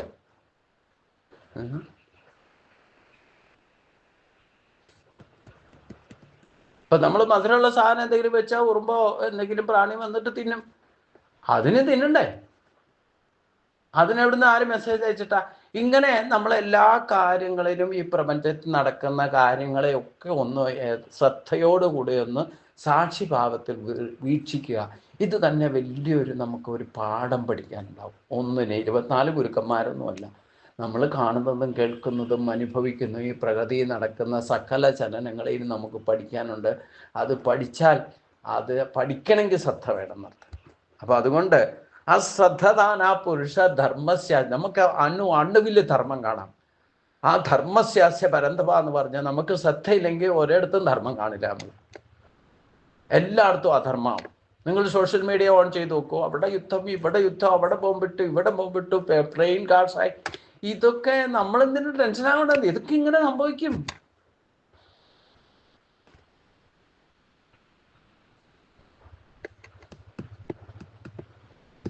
എന്നിട്ട് അതിന് പ്രതികരിക്കാൻ പോയ ഒരാൾ അറസ്റ്റിലായി. എന്നിട്ട് അത് എന്തിനും ഉണ്ടായിരുന്നാൽ പോരെ, എന്തിനു വെറുതെ പ്രതികരിച്ചിട്ട്? ഇന്നത്തെ വാർത്തയിൽ അയാളെ അറസ്റ്റ് ചെയ്തു. നല്ല പോസ്റ്റിലിരിക്കുന്ന ആളാ, തഹസീൽദാരോ എന്തോ. എന്നിട്ട് വേണ്ടാത്തൊക്കെ വിളിച്ച് പറയണേ. എന്തിനാ വേണ്ടത് ധർമ്മം? ഈ ധർമ്മം ഏതൊക്കെ തരത്തിലാണ്? ധർമ്മസ്യാസ്യ പരന്തപ എന്ന് പറഞ്ഞാൽ നമ്മുടെ ചിന്ത, വാക്ക്, പ്രവൃത്തി, നമ്മളെ ഉപകാരം ചെയ്തില്ലെങ്കിലും ഉപദ്രവിക്കാതിരുന്നു, വന്നിച്ചില്ലെങ്കിലും നിന്ദിക്കാതിരുന്നുകൂടെ, ഇത് തന്നെ ഒരു ധർമ്മമാണ്. നമ്മൾ ഒന്നും നിങ്ങൾക്ക് ഉപകാരം ചെയ്യാൻ സാധിച്ചില്ലെങ്കിലും ആരെയും ഉപദ്രവിക്കാതിരിക്കൂ, വേദനിപ്പിക്കാതിരിക്കൂ. Give respect and take respect. ഇതൊന്നും ചെയ്യാൻ സാധ്യമില്ല, നിങ്ങൾ മിണ്ടാതിരുന്നോളൂ.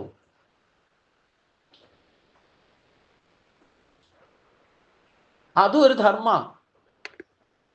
എന്നിട്ട് വേണ്ടാത്ത പ്രതികരണം, ഇതൊക്കെ അശ്രദ്ധ കൊണ്ടാണ്. നമ്മളെന്താ ചെയ്യേണ്ടത്, എന്താ പ്രതികരിക്കേണ്ടതെന്ന് ശരിക്കും ശ്രദ്ധയില്ലാതെ വായി തോന്നിയത് വിളിച്ചു പറഞ്ഞാൽ അത് പിന്നെ പ്രശ്നമാകുന്ന.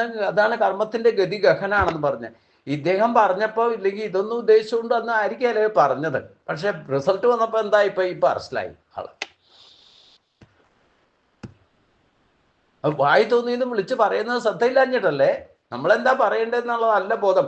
കർമ്മണോഖ്യവി ബോധവ്യം ച വികർമ്മണാഖ കർമ്മണച്ച ബോധവ്യം ഗഹനാ കർമ്മണോ ഗതി. ഭഗവാൻ പറഞ്ഞ ഓരോ ശ്ലോകങ്ങളും നമ്മൾ ഓർത്തിരിക്കണം. അപ്പൊ എന്താണ് പറയേണ്ടത്, എന്താണ് പറയാൻ പാടില്ലാത്തത്, എന്താണ് ചിന്തിക്കേണ്ടത്, എന്താണ് ചിന്തിക്കാൻ പാടില്ലാത്തത്, എന്താണ് ചെയ്യേണ്ടത്, എന്താണ് ചെയ്യാൻ പാടില്ലാത്തത്, ഓരോ നിമിഷവും നമുക്ക് ബോധം ഉണ്ടായിരിക്കണം. അതിന് ആ ബോധം എന്ന് പറയുന്ന മറ്റൊരു വസ്തുവൊന്നുമല്ല, ആ ഗുരുവായൂരപ്പൻ തന്നെ നമ്മുടെ ജീവനായിട്ട് ബോധമായിട്ട് നിൽക്കുന്നത്. ആ ശ്രദ്ധയില്ലാത്തത് കൊണ്ടാണ് ആ ബോധം ആക്ടിവേറ്റ് ചെയ്യാത്തത്. ആ ബോധത്തിലാണ് നിങ്ങൾ പ്രവർത്തിക്കുന്നതെങ്കിൽ നിങ്ങൾ ഒരു പ്രശ്നത്തിലും പോയി പെടില്ല എന്നർത്ഥം. അപ്പോൾ ഫലത്തിൽ നമ്മളെല്ലാവരും ഗുരുവായൂരപ്പൻ തന്നെയാണ്, ഗുരുവായൂരപ്പൻ്റെ പ്രതിരൂപങ്ങളാണ്. ഭഗവാൻ ഇത് കാണിച്ചു തന്ന്, ഭാഗവതത്തിൽ കാണിച്ചു തന്ന എന്തിനാ? ബ്രഹ്മാവിൻ്റെ സൃഷ്ടിയെ ബ്രഹ്മാവ് മറച്ചപ്പം ഭഗവാൻ എല്ലാത്തിൻ്റെയും പ്രതിരൂപങ്ങളെ എടുത്ത് ബ്രഹ്മാവിനെ തന്നെ കാണിച്ചു കൊടുത്തു. അപ്പൊ ബ്രഹ്മാവിന് മനസ്സിലായി ഈ കാണുന്നതൊക്കെ വിഷ്ണു രൂപമാണ്, അണുവിലും വിഷ്ണുവാണ്. പിന്നെ ദണ്ഡ നമസ്കാരമാണ്. സത്യം മനസ്സിലാക്കിയാൽ പിന്നെ നമ്മളൊന്നും അല്ല എന്ന് മനസ്സിലാക്കി കഴിഞ്ഞാൽ പിന്നെ വീണയിടം വിഷ്ണു ലോകമാണ്. അപ്പൊ അതുകൊണ്ട് ഈ അശ്രദ്ധദാന പുരുഷ ധർമ്മസ്യാസ്യ പരന്തപ അപ്രാപ്യമാ നിവർത്തന്തേ മൃത്യു സംസാര ഭക്മനി എന്ന് പറഞ്ഞു. പരന്തപ, അല്ലയോ അർജുന, ഈ ധർമ്മമാർഗത്തെ ശ്രദ്ധിക്കാത്ത ജനങ്ങൾ എന്നെ പ്രാപിക്കാനിടയാകാതെ ജനന മരണ രൂപമായ സംസാരത്തിൽ തന്നെ വർത്തിക്കുന്നു. അവർക്ക് ഈ സംസാരത്തിൽ നിന്ന് മോചനം ലഭിക്കുന്നില്ല. ഈ സംസാരത്തിൽ നിന്ന് മോചനം ഇച്ഛിക്കുന്നവരൊക്കെ വേണ്ടിയിട്ടാണ് ഭഗവാൻ ഇത് പറയണേ. അല്ലാതെ ഇതിലൊന്നും ശ്രദ്ധിക്കാതിരിക്കുന്നവർക്ക് ഇത് കേൾക്കാൻ തന്നെ വരില്ലല്ലോ. അപ്പൊ അല്പമെങ്കിലും നമുക്ക് ആ ഒരു മാർഗത്തിലേക്ക് നമ്മുടെ ജിജ്ഞാസ പോകാൻ തുടങ്ങിയത് കൊണ്ടാണല്ലോ, അതിൽ ശ്രദ്ധ വന്നത് കൊണ്ടാണല്ലോ നമ്മൾ ഇതിൽ അറ്റൻഡ് ചെയ്യാൻ തീരുമാനിച്ചത് എന്നർത്ഥം. അപ്പം അങ്ങനെ ഉള്ളവർക്ക് മാത്രമേ സംസാര ബന്ധനത്തിൽ നിന്ന് മുക്തി നേടാൻ സാധിക്കുകയുള്ളൂ. പക്ഷേ നമ്മുടെ ചിന്തയിലും വാക്കിലും പ്രവൃത്തിയിലുമൊക്കെ നല്ലോണം ശ്രദ്ധ വേണം. ശ്രദ്ധയില്ലാതെ എന്ത് ചെയ്താലും ഈ ഭഗവാൻ പറയുന്ന ധർമ്മവാക്യത്തെ ആണ് മനുഷ്യൻ അനുസരിക്കേണ്ടത്. അതിനുള്ള ധർമ്മക്ഷേത്രമാകുന്ന ശരീരമാണ് നമുക്ക് തന്നിരിക്കുന്നത്. അപ്പോൾ ആ ശരീരത്തെ പോലും, ആ ധർമ്മക്ഷേത്രത്തെ പോലും ക്ഷതം വരാതെ കാത്ത് സംരക്ഷിച്ചാൽ മാത്രമേ നമുക്ക് ആയുരാരോഗ്യത്തോടെ ഇരിക്കുന്ന ഒരാൾക്കല്ലേ ഈ ഭഗവാൻ പറയുന്ന കാര്യങ്ങൾ ശ്രദ്ധയോടെ ചെയ്യാൻ സാധിക്കൂ.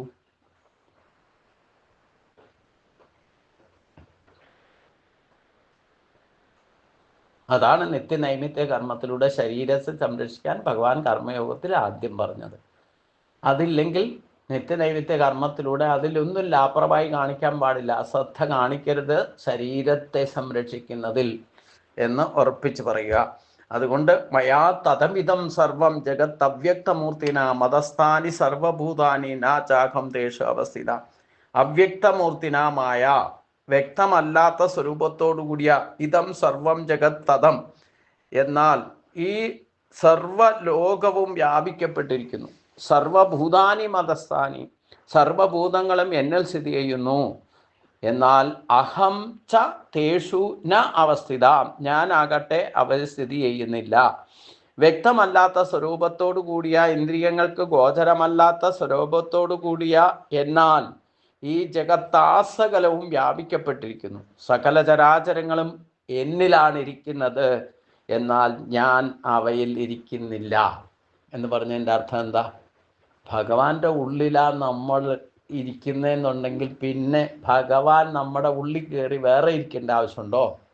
നമ്മളെല്ലാവരും ഭഗവാന്റെ ഉള്ളിലാണ്.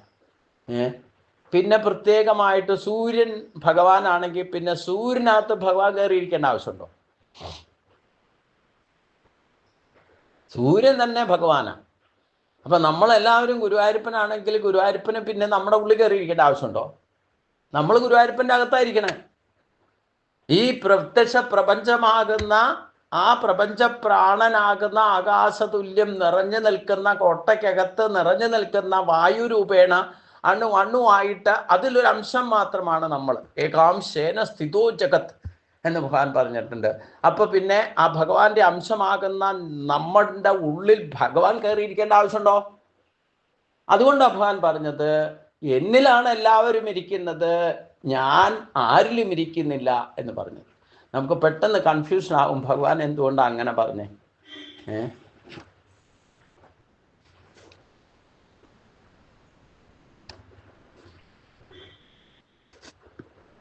ഭഗവാന്റെ പ്രതിരൂപങ്ങളാണ് നമ്മൾ.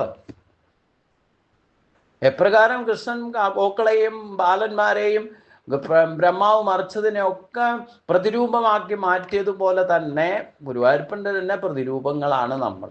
പക്ഷെ അത് അവരവർക്ക് ബോധ്യം വന്നാൽ മതി എന്നർത്ഥം. ഇതേ കാര്യം നിങ്ങൾ മറ്റൊരാളെ ബോധ്യപ്പെടുത്താൻ ശ്രമിക്കുമ്പോഴാണ് അത് അതിൻ്റെ രഹസ്യ സ്വഭാവം മാറുകയും ചെയ്യും. അത്യന്ത രഹസ്യം എന്ന് പറഞ്ഞാൽ എന്താ? അവരവർക്ക് ബോധ്യം വരേണ്ട കാര്യമാണ്, അല്ലാതെ മറ്റൊരാളെ ബോധിപ്പിക്കാൻ സാധിക്കില്ല. അതാണ് ഏറ്റവും വലിയ കോൺഫിഡൻഷ്യൽ എന്ന് പറയുന്നത്.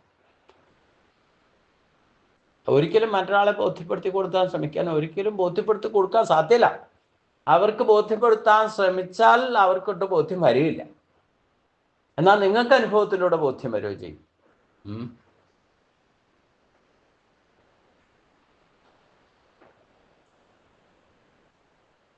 ഞാൻ പറഞ്ഞല്ലോ, ഇന്നിപ്പോൾ ഞാൻ രാവിലെ എഴുന്നേറ്റിട്ട് ഗുരുവായൂരപ്പനെ അവിടെ ഇവിടെയൊക്കെ കാണുന്നു. അത് ഫോട്ടോ എടുത്തിട്ട് നിങ്ങളെ കാണിക്കാൻ പറ്റുമോ? അത് ഒരിക്കലും സാധ്യമില്ല. ഫോട്ടോ എടുക്കാനൊന്നും നിന്നല്ല മൂപ്പര്. അത് അവരവർക്ക് ബോധ്യം വരുന്ന കാര്യമാണ്.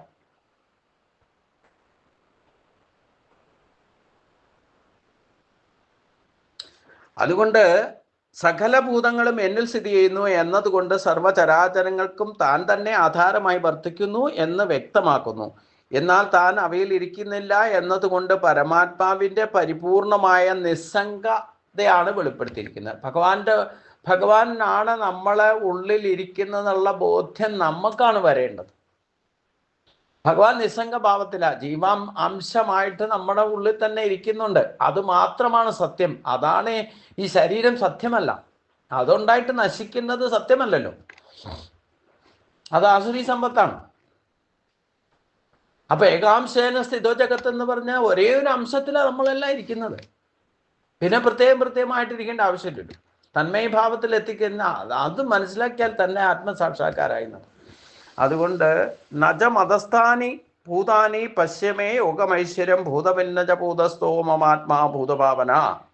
ഭൂതാനി മതസ്ഥാനി എന്നാൽ ഭൂതങ്ങൾ എന്നിലും യഥാർത്ഥത്തിൽ ഇരിക്കുന്നില്ല. അതായത് നശിച്ചു പോകുന്നതൊന്നും ഭഗവാനിൽ ഇരിക്കുന്നില്ല എന്ന് പറഞ്ഞു.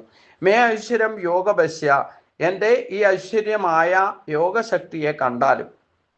ഇതൊരു മായയുടെ പ്രഭാവം കൊണ്ടാണ് ഭഗവാൻ ഇങ്ങനെ പറയുന്നത് പോലും. മമ ആത്മാ ഭൂതഭാവന, എൻ്റെ ആത്മാവ് ഭൂതങ്ങളെ ഉണ്ടാക്കുന്നതാണ്, ഭൂതഭൃത്താണ്, ഭൂതങ്ങളെ ഭരിക്കുന്നതാണ്. ഭൂതസ്ഥ നജ, എന്നാൽ ഭൂതങ്ങളിൽ ഇരിക്കുന്നതല്ല. ഇരുന്നാൽ പിന്നെ ഭഗവാനാണ് നമ്മുടെ ഉള്ളിൽ ഇരിക്കുന്നതെന്നുള്ള ബോധം നമുക്കുണ്ടായിരുന്നെങ്കിൽ നമ്മളിങ്ങനെ തോന്നിവാസികളായി പോവില്ലായിരുന്നു. നമുക്ക് ആ ബോധമില്ല, ഭഗവാനാണ് ഇരിക്കുന്നത്. നമ്മൾ അറിയാതെയാണെങ്കിലും മായാശക്തി അതിശയത്താൽ നിസ്സംഗഭാവത്തിൽ നിർഗുണ പരബ്രഹ്മമായിട്ട് പരാശക്തിയായിട്ട് നമ്മുടെ ജീവാത്മാവായിട്ട് ഭഗവാൻ ഇരിക്കുന്നുണ്ടെങ്കിലും അത് നമുക്ക് ബോധ്യം വരാത്തത് കൊണ്ടാണ്, അതിൽ ശ്രദ്ധയില്ലാത്തത് കൊണ്ടാണ് അങ്ങനെ ഒരു സംഗതി ഉണ്ടെന്ന് ഗുരുവായൂരപ്പൻ നമ്മുടെ ഉള്ളിൽ ഇരിക്കണമെന്ന് ഉണ്ടെന്നുള്ള ബോധ്യം നമുക്കില്ലാത്തത് എന്നർത്ഥം. എന്നാൽ ഇല്ലേ, ഈശ്വരീയമായ യോഗശക്തി അതിശയത്തെ നോക്കുക എന്ന് ഭഗവാൻ തന്നെ പറയാം. എല്ലാവരുടെ ഉള്ളിൽ ഇരിക്കുന്നുണ്ടെങ്കിലും ആ വ്യക്തികൾക്ക് അത് ബോധ്യം വരുന്നതല്ല. അതാണ് അതിലെ രഹസ്യം. ആർക്ക് ശ്രദ്ധയുണ്ടോ അവർക്ക് ബോധ്യം വരികയും ചെയ്യും. ഒന്നാമത്തെ കാര്യം എന്താ? മനുഷ്യജന്മത്തിൽ മറ്റ് ജീവജാലങ്ങളോ അതെ മനുഷ്യജന്മം കിട്ടിയാൽ ഒരു 50% ദൈവീയ സമ്പത്തും 50% ആസുരി സമ്പത്തും. അപ്പോൾ ഈ ആസുരി സമ്പത്തിനാണ് മുഴച്ചു നിൽക്കുക. അപ്പം ഇന്ദ്രിയ ഭോഗ സുഖങ്ങൾക്ക് വേണ്ടിയിട്ട് നമ്മളെ ശരീരം ആസുരി സമ്പത്താണ്. അത് ഉപയോഗിക്കുന്നത് മുഴുവൻ ഈ ഇന്ദ്രിയ ഭോഗ സുഖങ്ങൾക്ക് വേണ്ടിയിട്ട് അതിലായിരിക്കും ശ്രദ്ധ. അപ്പം ഈ അകത്ത് ദൈവീയ സമ്പത്തിൻ്റെ ആധാരമായിരിക്കുന്ന ശക്തി എല്ലാ ഭൂതങ്ങളിലും ഇരിക്കുന്നുണ്ടെങ്കിലും അത് ഫലത്തിൽ ഇരിക്കുന്നില്ല എന്നേ തോന്നൂ. അതാണ് ഇവിടെ പറഞ്ഞ യഥാർത്ഥത്തിൽ ഭൂതങ്ങൾ എന്നിൽ ഇരിക്കുന്നില്ല. എൻ്റെ ഈശ്വരീയമായ യോഗശക്തി അതിശയത്തെ നോക്കുക. എൻ്റെ പരമമായ സ്വരൂപം പരമാത്മാവ് ഭൂതങ്ങളെ ഉണ്ടാക്കുന്നതും പാലിക്കുന്നതുമാണ്. എന്നാൽ ഞാൻ ഭൂതങ്ങളെ സ്ഥിതി ചെയ്യുന്നില്ല. ആ പരമാത്മാവ് യാതൊരു വസ്തുവുമായിട്ടും സംസർഗമില്ല എന്നർത്ഥം. അടുത്ത ശ്ലോകത്തിൽ അത് കുറച്ചുകൂടെ ദൃഷ്ടാന്തസഹിതം പറഞ്ഞു തരുന്നുണ്ട്. ആകാശം എപ്രകാരം സ്ഥിതി ചെയ്യുന്നുവോ അതിൽ വായു നിൽക്കുന്നത്. ഇതിന് ആകാശത്തിന് പ്രമാണം കൊടുക്കാൻ പറ്റുമോ? ആ ആകാശത്തിനകത്ത് കോട്ട പോലെ നിങ്ങൾ ലോകത്ത് എവിടെ പോയാലും ആകാശത്തിൻ്റെ സ്വരൂപം ഒന്ന് തന്നെയാണ്. അതിനകത്ത് വായു നിറഞ്ഞു നിൽക്കുന്നുണ്ട്. ഇത് രണ്ടും നമുക്ക് എന്താ പറഞ്ഞേ, സ്കാൻ ചെയ്താൽ പോലും കിട്ടില്ല. ഇതേപോലെയാണ് ഈ ആകാശമാകുന്ന കോട്ടയിൽ ഓരോ ശരീരങ്ങളിലും പ്രാണനായിട്ട് വായു രൂപേണ ആണ് ഭഗവാൻ എല്ലാത്തിലും ഈ പ്രപഞ്ചമാകെ വ്യാപിച്ചു നിൽക്കുന്നതാണ്, അണുവിലും വ്യാപിച്ചു നിൽക്കുന്നതാണ്. അത് നമുക്ക് എത്രയായാലും അവരവർക്ക് ബോധ്യം വരേണ്ട കാര്യമാണ്. ആ നിസ്സംഗഭാവത്തിൽ പരിപാലിക്കുന്നുണ്ട് ഭഗവാൻ. ഈ നശിച്ചു പോകുന്നതായാലും വേണ്ടില്ല, എത്ര കാലം നിൽക്കുന്നോ അതിനെയൊക്കെ പരിപാലിക്കുന്ന ഒരു വ്യവസ്ഥിതി ഭഗവാന്റെ തന്നെ സിസ്റ്റമാണെന്നർത്ഥം. അപ്പോൾ അതുകൊണ്ട് ഇത് ശകലം കൺഫ്യൂഷൻ ഉണ്ടാക്കുന്ന ഭാവമാണ്. പക്ഷേ നമ്മുടെ ഉള്ളിൽ ഭഗവാൻ തന്നെ ഇരിക്കുന്നത്. പക്ഷേ നിസ്സംഗഭാവത്തിൽ നമുക്ക് എല്ലാ സ്വാതന്ത്ര്യവും നൽകിയിട്ട് ഭൗതികമായിട്ടുള്ള ആ ശ്രദ്ധയിലാണ് നമ്മൾ ജീവിക്കുന്നതുകൊണ്ട് നമുക്ക് തീരെ ബോധ്യമില്ല. അതിൻ്റെ ഉള്ളിൽ അറിയാതെ എല്ലായിടത്തും നിറഞ്ഞു നിൽക്കുന്ന അതേ ശക്തി തന്നെ നമ്മുടെ ഉള്ളിലും ഉണ്ടെന്നുള്ളൊരു ബോധം നമുക്കില്ല. അതുകൊണ്ടാണ് നമ്മളെപ്പോഴും ഈശ്വരൻ വേറെ ഞാൻ വേറെ എന്നുള്ള ചിന്ത ഈ ദ്വന്ദ്വഭാവത്തിൽ കാണാനുമായിട്ട് വരുന്നതെന്നർത്ഥം. അതാണ് ഇതിലെ പ്രധാന രഹസ്യം. എന്തായാലും അത്യന്ത രഹസ്യമായിരിക്കുന്ന ആ രാജവിദ്യ മനസ്സിലാക്കാൻ വിഷമമൊന്നുമില്ല. വിദ്യകളിൽ വിദ്യ എന്ന് പറയുന്നത് ഗീതാശാസ്ത്രം തന്നെയാണ് പരമമായ വിദ്യ. പക്ഷേ അതിൽ വിദ്യകളുടെ രാജാവ് അത്യന്ത രഹസ്യം എന്താണെന്ന് മനസ്സിലാക്കുക, അനുഭവിച്ചറിയണം. അത് ആർക്കും ബോധ്യപ്പെടുത്തി കൊടുക്കാൻ സാധ്യമല്ല. ഭഗവാൻ ഇവിടെ അനുസരിക്കാൻ എളുപ്പമാണെന്ന് പറഞ്ഞു. അനുസരിക്കുന്നവർക്ക് അതിൻ്റെ സുഖം, അനുസരിക്കാൻ എളുപ്പമാണ്, അനുഷ്ഠിക്കുന്നവർക്ക് അതിൻ്റെ സുഖം ലഭിക്കും, ശാശ്വതമായ സുഖം ലഭിക്കും എന്ന് പറഞ്ഞു. ഇതുവരെ കിട്ടാത്ത ഒരു സുഖം ഭഗവാൻ പറയുന്നത് മനസ്സിലാക്കാൻ ശ്രമിച്ചാൽ, മനസ്സിലാക്കണമെങ്കിൽ എങ്ങനെ വേണം? ഇത് അത്യന്ത രഹസ്യമായതുകൊണ്ട് അനുഭവിച്ചറിയണം എന്നർത്ഥം. അനുഭവിച്ചറിഞ്ഞാൽ മാത്രമേ ഈ അത്യന്ത രഹസ്യം നമുക്ക് മനസ്സിലാവുള്ളൂ. അതിന് നല്ലോണം ശ്രദ്ധ വേണം. ശ്രദ്ധയില്ലാതെ ഇത് പഠിക്കാൻ പോയാലും ഒന്നും മനസ്സിലാവില്ല എന്നർത്ഥം എന്ന് പറഞ്ഞുകൊണ്ട് നമുക്ക് ഈ 5-ാമത്തെ ശ്ലോകം കൊണ്ട് ഇന്നത്തെ ക്ലാസ് ഇവിടെ അവസാനിപ്പിക്കാം. അതിൻ്റെ ബാക്കി ഭാഗം നമുക്ക് അടുത്ത ദിവസം ചിന്തിക്കാം. ഓം സ്വസ്തി പ്രജാഭ്യാം പരിപാലയന്താം ന്യായനമാർഗേണ മഹിം മഹീഷാ ഗോബ്രാഹ്മണേഭ്യഃ ശുഭം തീർത്ഥ്യം ലോകാ സമസ്താ സുഖിനോ ഭവന്തു. ലോകാ സമസ്താ സുഖിനോ ഭവന്തു. ഓം ഗുരുർബ്രഹ്മ ഗുരു വിഷ്ണു ഗുരു ദേവോ മഹേശ്വര ഗുരു സാക്ഷാൽ പരബ്രഹ്മ തസ്മൈ ശ്രീ ഗുരവേ നമഃ. കായേന വാചാ മനസേന്ദ്രിയർവാ ബുദ്ധ്യാത്മനാ വാ പ്രകൃതേ സ്വഭാവ കരോമി യദ്സകലം പരസ്മൈ നാരായണായേതി സമർപ്പയാമി. നാരായണായേതി സമർപ്പയാമി.